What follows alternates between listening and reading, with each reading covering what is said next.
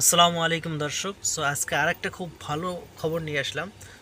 এটা মানে আমাদের জন্য খুব ভালোই আর কি।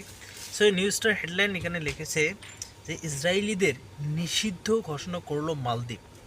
খুব ভালো করেছে আলহামদুলিল্লাহ। দেখা যাক এখানে নিচে আরও কী বলেছে যে ফিলিস্তিনি জনগণের প্রতি দৃঢ় সংহতি প্রকাশ করেছে মালদ্বীপ। দেশটির প্রেসিডেন্ট মুহাম্মদ মুইজ্জু আইনে অনুমোদন করে তাদের প্রবেশ নিষিদ্ধ ঘোষণা করেন। মঙ্গলবার গণমাধ্যমে আনাদোলু এজেন্সি এক প্রতিবেদনে এ তথ্য প্রকাশ করেছে। প্রতিবেদনে বলা হয়েছে, মালদ্বীপের প্রেসিডেন্টের কার্যালয়ে এক বিবৃতিতে বলা হয়েছে, মালদ্বীপ ফিলিস্তিনিদের প্রতি তার দৃঢ় সংহতি পুনর্ব্যক্ত করে। মুইজ্জুর অফিসের এক মুখপাত্র আন্তর্জাতিক একটি বার্তা সংস্থাকে জানিয়েছেন, এই নিষেধাজ্ঞা তাৎক্ষণিকভাবে কার্যকর করা হবে।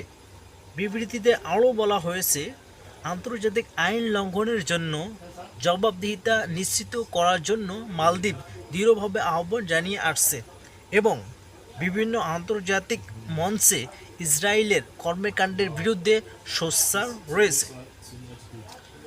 মালদ্বীপের সরকার কথাও পুনর্ব্যক্ত করেছে, তারা দীর্ঘদিন ধরে 1967 সালের সীমান্তের ভিত্তিতে পূর্ব জেরুজালেমকে রাজধানী করে একটি স্বাধীন ও সার্বভৌম ফিলিস্তিনি রাষ্ট্র প্রতিষ্ঠার পক্ষে রয়েছে, যা জাতিসংঘের প্রস্তাব ও আন্তর্জাতিক আইনের সাথে সঙ্গতিপূর্ণ।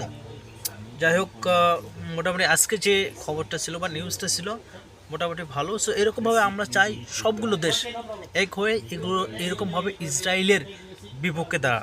মানে আমরা চাই, আমি আমার ব্যক্তিগতভাবে এমনটাই চাই যে প্রত্যেকটা দেশ তার নিজের জায়গা থেকে এরকমভাবে আওয়াজ তুলুক, এরকমভাবে সব দিক থেকে ইসরায়েলকে বদ্ধ করুক, সব দিক থেকে ইসরায়েলকে বদ্ধ করুক, এগুলো আমরা চাই। দর্শক সবাই ভালো থাকবেন। আসসালামু আলাইকুম।